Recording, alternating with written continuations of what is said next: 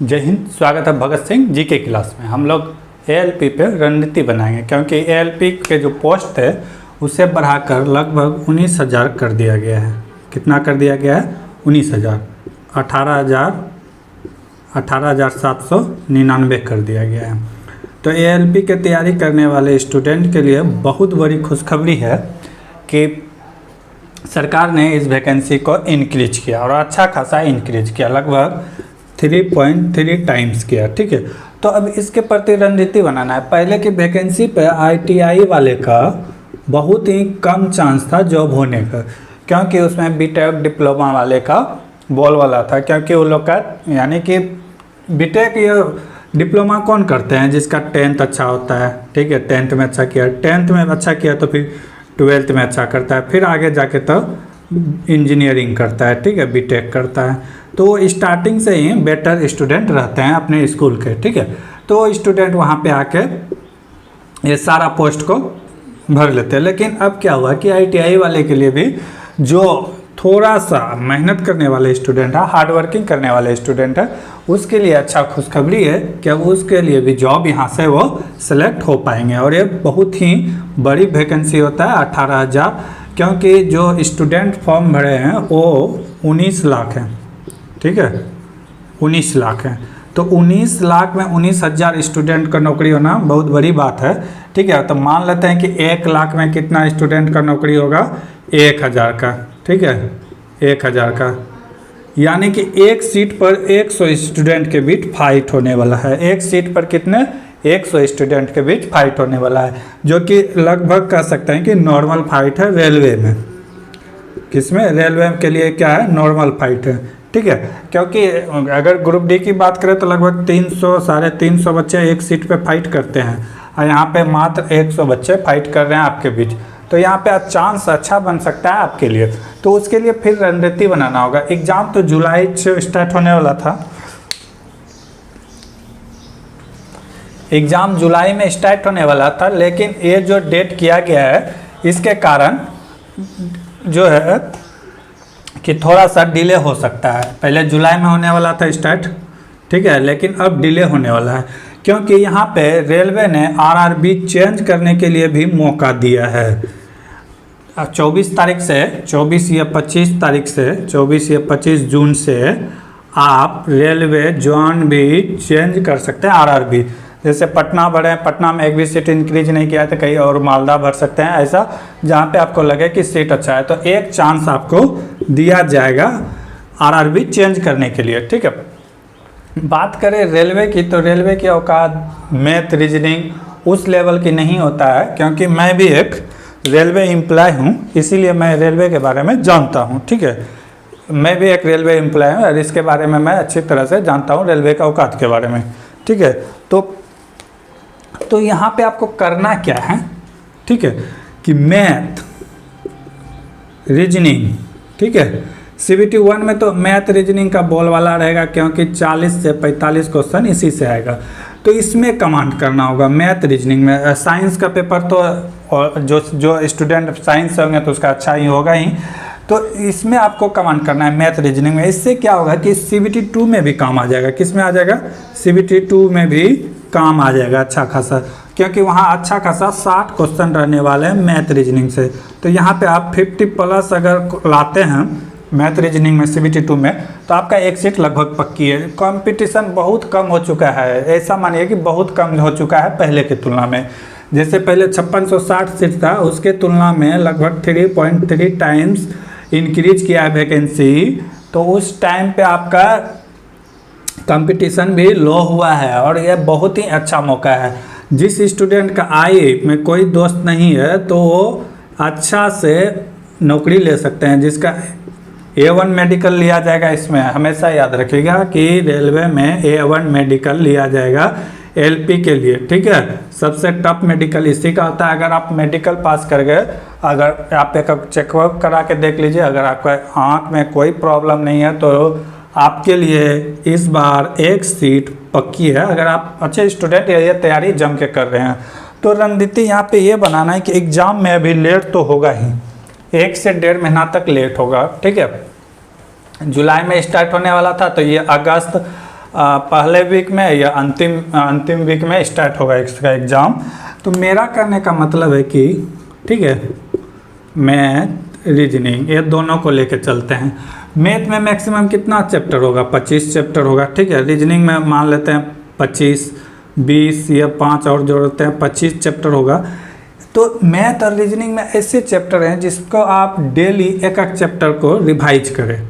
एक यहाँ से लीजिए, एक यहाँ से लीजिए, ठीक है। ये 2 चैप्टर को डेली आप रिवाइज कीजिए। इसे रिवाइज करने में कितना दिन लगेगा? 25 दिन, ठीक है। 25, ऐसा नहीं कि दिन भर यही बनाना है। 50 से 60 बना लिए मैथ बना लिए, 60 से 70 रीजनिंग बना लिए, ठीक है। बहुत सारा ऐसा मैथ है कि सिर्फ देखने से कलम छूने की भी ज़रूरत नहीं, बन जाता है, ठीक है। तो आप वहाँ पे मेहनत करना होगा। और ये जो करना है तो ये बुक से नहीं बनाना है, बुक से नहीं बनाना है या फिर प्रैक्टिस सेट से भी नहीं बनाना है। ये सिर्फ बनाना है रेलवे के क्वेश्चन बैंक के। किससे? रेलवे के क्वेश्चन बैंक से, ठीक है। क्वेश्चन बैंक से, चाहे वो जो चीज़ का हो, एनटीपीसी हो, आरपीएफ हो, ठीक है, ग्रुप डी हो या टेक्नीशियन एलपी हो, ठीक है, एलपी हो। रेलवे के क्वेश्चन बैंक उठाना है और उससे बनाना है। इससे क्या होता है, प्रैक्टिस सेट में क्या होता है कि जो सेट करते हैं वो कुछ क्वेश्चन टफ देते हैं और रेलवे में उतना औकात नहीं है। रेलवे जो है नॉर्मल क्वेश्चन पूछते हैं, ठीक है। नॉर्मल मैथ भी रहेंगे, रीजनिंग भी रहेंगे। कुछ ऐसे चैप्टर हैं मैथ में, जैसे एलसीएम हो गया, एचसीएफ हो गया, परसेंटेज हो गया, ये सब में आप कमांड कर लिए तो बहुत अच्छा खासा मैथ में उठा सकता है। और रीजनिंग में थोड़ा सा बैंकिंग साइड जाता है, जैसे कैलकुलेशन हो गया, स्टेटमेंट, और ठीक है, वो सब पूछते हैं, ठीक है, ब्लड रिलेशन, ये सब। तो कुछ ऐसे चैप्टर जैसे नॉन वर्बल में फिगर वाले पूछते हैं, तो वो सब में कमांड करना है और यहाँ से आप अच्छा खासा नंबर उठा सकते हैं, ठीक है। अब ऐसा भी नहीं है, बहुत सारे विद्यार्थी क्या हो गए हैं कि निश्चित हो गए कि इस बार तो मेरा जॉब पक्की है। फिर भी ऐसा नहीं है, फिर भी ऐसा नहीं है। कितना पोस्ट है आपको पता ही होगा, मान लेते हैं 19,000 पोस्ट है, ठीक है। फॉर्म कितना गिरा है? 19 लाख, ठीक है। इसमें अगर घटाते हैं तो 18,81,000 बच्चा को रिजेक्ट किया जाएगा। कितने बच्चे को रिजेक्ट किया जाएगा? चुना तो जाएगा इतना ही बच्चा, 19,000 बच्चा, ठीक है। ये इसको राउंड फिगर में ना लेकर 18,799 बच्चा की चुना जाएगा। बाकी सब क्या होगा? रिजेक्ट होगा। तो इतना बच्चा रिजेक्ट होगा, ठीक है। तो ये रिजेक्ट ना हो इसके लिए आपको मेहनत करनी होगी। और ये नहीं कि अभी डेट नहीं दिया है तो तैयारी नहीं करना है। तैयारी आपको जम के करना है, अभी से करना है। अगर आपको सिलेक्शन लेना है तो, अगर सिलेक्शन लेना होगा तो जम के पढ़ना होगा, ठीक है। तो ये कर सकते हैं। अभी बात है कि 75 क्वेश्चन के लिए, तो 75 क्वेश्चन के लिए आसान है क्योंकि इसका 15 गुना बच्चा को लिया जाएगा, ठीक है। तो वहाँ पे आप आ सकते हैं, ठीक है। इसके लिए कोई डाउट नहीं है। लगभग 5,40,000 45,000 बच्चे का सिलेक्शन होगा, तो यहाँ पे आप आ सकते हैं। लेकिन यहाँ से अगर अच्छा खासा मार्क्स भी आप लाते हैं तो आपके लिए जो अंदर से कॉन्फिडेंस बढ़ेगा। तो उसके लिए तैयारी जम के करना है, अभी से करना है। ये नहीं कि एडमिट कार्ड आने देते हैं, तो इस तरह का नहीं होना चाहिए। जम के तैयारी करना चाहिए। बहुत ही अच्छा मौका है जो बच्चे रेलवे की तैयारी कर रहे हैं। मैथ रीजनिंग हो गया। अब करंट में क्या पढ़ना है? करंट में क्या पढ़ना है? करंट में ऐसे करंट पढ़ना है हाईलाइटेड सब। बैंकिंग नहीं है कि आप डीपली करंट पढ़ेंगे। करंट क्या है? हाईलाइटेड सब करंट पढ़ना है। 5 से 7 करंट रहेगा, ठीक है। अगर आप इसे नहीं भी पढ़ते हैं तो 2 से 3 करंट आप बना ही देंगे, ठीक है। 2 से 3 करंट बना देंगे क्योंकि रेलवे का करंट हाईलाइटेड रहता है, ठीक है।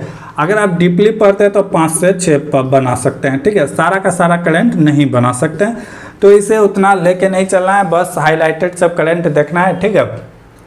रेलवे का करंट का टाइम फिक्स नहीं रहता है कि 6 महीना का पूछेगा कि साल भर का पूछेगा। ये कहीं से भी पूछ सकता है। 2024 में एग्ज़ाम होगा तो 2020 का पूछ सकता है, ठीक है। तो इसीलिए रेलवे के करंट में कोई गारंटी नहीं ले सकता है कि मैं फुल में फुल ला सकता हूँ। रेलवे का गारंटी नहीं रहता है। 24 में एग्ज़ाम होगा, 2015 का करंट पूछ देगा, तो उसमें क्या कर सकते हैं। तो इसे आप उतना माइंड लेके नहीं चलना है, आ गया तो ठीक है, नहीं आया तो कोई दिक्कत नहीं है। तो इस तरह आपको तैयारी करना होगा। साइंस पेपर में ध्यान देना होगा, ठीक है, साइंस पेपर में ध्यान देना होगा। और जीके में क्या करना होगा, जीके में क्या करना होगा, अब हिस्ट्री का ज़माना चला गया, बाबर ताबर का ज़माना चला गया, ठीक है। अब जो है थोड़ा सा जैसे जहाँ पे अभी चल रहा है, जहाँ पे सरकार अभी जा रहा है, जैसे अभी नालंदा विश्वविद्यालय का फिर से रीओपन होगा, तो उससे संबंधित उसको पे ध्यान देना है, ठीक है। जैसे ज्योग्राफी हो गया, इकोनॉमिक्स हो गया, जो कि भारत के विकास से रिलेटेड हो, ऐसे सब अब पूछा जाता है। पुराना ज़माना चला गया, बाबर अकबर का ज़माना चला गया। तो जीके आपको स्मार्ट जीके पढ़ना है, क्योंकि जीके तो है अनंत है। क्या है जीके? अनंत है। जितना भी पढ़ेंगे आप उतना कम लगेगा। लेकिन आपको पढ़ाई कैसे करना है? स्मार्ट पढ़ाई करना है। स्मार्ट पढ़ाई किसे कहते हैं? जैसा कि अभी जो चल रहा है, वातावरण में जो चल रहा है, समय में चल रहा है, ये कहाँ से पता चलेगा आपको? क्वेश्चन बैंक से पता चलेगा। कहाँ से पता चलेगा? क्वेश्चन बैंक से। क्योंकि एग्जाम हो रहा है, वहाँ पे कैसा क्वेश्चन आ रहा है वहाँ से आप देख सकते हैं। तो हमेशा क्वेश्चन बैंक से ही प्रैक्टिस करें, प्रैक्टिस सेट से ना करें, और यहाँ से टाइमिंग का मैनेजमेंट करें। क्योंकि रेलवे का ऐसा नहीं है कि आप एक क्वेश्चन में 5 मिनट लगा दिए तो फिर आपका सिलेक्शन हो जाएगा, ऐसा बात नहीं है, ठीक है। जो टाइम दिया जाएगा 60 मिनट में 75 क्वेश्चन, इसको सॉल्व करना है। तो यहाँ पे ट्राई करना है कि मैक्सिमम क्वेश्चन को हम टच करें, मैक्सिमम क्वेश्चन को हम क्या करें? टच करें, यानी कि सब 75 क्वेश्चंस को हम रीड कर सके। तो ये कैसे आएगा? टाइम मैनेजमेंट से। अब जैसे कोई क्वेश्चन मैथ का है, टाइम ले रहा है, ठीक है, तो उसमें टाइम वेस्ट नहीं करना है, उसको स्किप कर देंगे, उसको क्या कर देंगे? स्किप कर देंगे, नेक्स्ट क्वेश्चन में जाएंगे। तो इससे क्या होगा कि आप इसको बनाने में अगर 5 मिनट समय वेस्ट कर रहे हैं तो यहाँ से भी आपको 1 ही नंबर मिलेगा, और ये 5 मिनट में आप अगला 5 क्वेश्चन बना सकते थे, तो वहाँ मान लेते हैं कि 4 नंबर ही आएगा। तो बेटर कौन है? ये है। इसमें टाइम वेस्ट करके कोई फायदा नहीं है। ये एनडीए का एग्जाम नहीं है कि आप कोई एक क्वेश्चन बना दे तो उसमें आपको 5 नंबर मिलेगा। ये रेलवे का क्वेश्चन है, इसमें हर एक क्वेश्चन के लिए 1 मार्क्स ही दिया जाता है, एक क्वेश्चन के लिए 1 मार्क्स ही दिया जाएगा। तो हमेशा ऐसे क्वेश्चन से बचे जो टाइम टेकन हो, ठीक है। टाइम बचे तो फिर उसमें बाद में अटेम्प्ट करना है, ऐसा नहीं कि उसे छोड़ देना है। तो पहले फोकस होना चाहिए कि 75 से 75 क्वेश्चन पे हम फोकस कर सके, ठीक है, इसे अटेम्प्ट कर सके।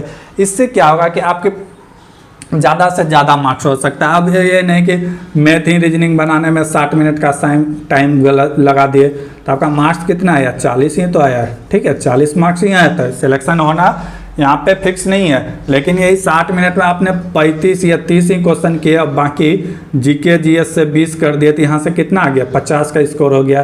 तो ये तो हमेशा बेटर है ना 40 से, तो सिलेक्शन होने की चांस यहाँ रहता है। रेलवे जो है, रेलवे में आप किसी एक सब्जेक्ट में फोकस करके आप सिलेक्शन नहीं ले सकते हैं। ऐसा नहीं है कि आपका मैथ अच्छा है तो फिर आपका सिलेक्शन हो जाएगा, ऐसा नहीं है। आपको जीके जीएस में ध्यान देना होगा, ठीक है। जीके जीएस है तो ऐसा भी नहीं कि रेलवे में सिलेक्शन ले सकते हैं, क्योंकि मैथ रीजनिंग भी जरूरी है। यहाँ पे आपको बैलेंस करके चलना है, किसी चीज़ में उतना फोकस नहीं होना चाहिए, किसी में मास्टर भी नहीं बनना चाहिए, ठीक है। आपको सिलेक्शन लेना है। क्या लेना है? सिलेक्शन लेना है, ठीक है, सिलेक्शन लेना है। सिलेक्शन के लिए आपको स्मार्ट पढ़ाई पढ़ना होगा। मैथ रीजनिंग जो हो उसमें कमांड करना होगा, टाइम टेकन, टाइम मैनेजमेंट करना होगा, और एक्यूरेसी होना बहुत ज़रूरी है, ठीक है। टाइम टेकन के साथ, टाइम मैनेजमेंट के साथ एक्यूरेसी होना बहुत ज़रूरी है। ये नहीं कि आप गलत में गलत बनाए जा रहे हैं। 75 में से अगर आपने 55 अटैम्प्ट लिए और 5 ही नेगेटिव मार्किंग, 5 गलत किए तो ये बेटर है। अब आपने 75 में से 60 अटैम्प्ट ले लिया और 20 गलती कर दिए, तो ये तो गलत है, ठीक है। तो अटैम्प्ट भी लेना हो और एक्यूरेसी के साथ, गलती ना हो। मैथ रीजनिंग में गलती करने लायक नहीं होना चाहिए। मैथ रीजनिंग ठीक ठाक रहता है, रेलवे का उतना बड़ा भी मैथ रीजनिंग एसएससी की तरह नहीं रहता है, ठीक है। एसएससी की तरह या सीजीएल की तरह नहीं रहता है, सीजीएल की तरह नहीं रहता है। मैथ आसान रहता है, बनने लायक रहता है, बस आपको प्रैक्टिस है तो आप बना सकते हैं, ठीक है। रीजनिंग में भी वही है, बैंकिंग की तरह रीजनिंग नहीं रहता है, लेंदी नॉर्मल रीजनिंग रहता है, आप कर सकते हैं, ठीक है। तो ये है बात रणनीति बनाने की, क्योंकि एग्ज़ाम कुछ ही समय में स्टार्ट हो जाएगा, तो ज़्यादा समय नहीं है और आप अच्छा से कर सकते हैं, ठीक है। ऐसे मेरे द्वारा तो चलाया जा रहा है, क्वेश्चन बैंक से क्वेश्चन बनवा ही रहे हैं। 2018 के क्वेश्चन पेपर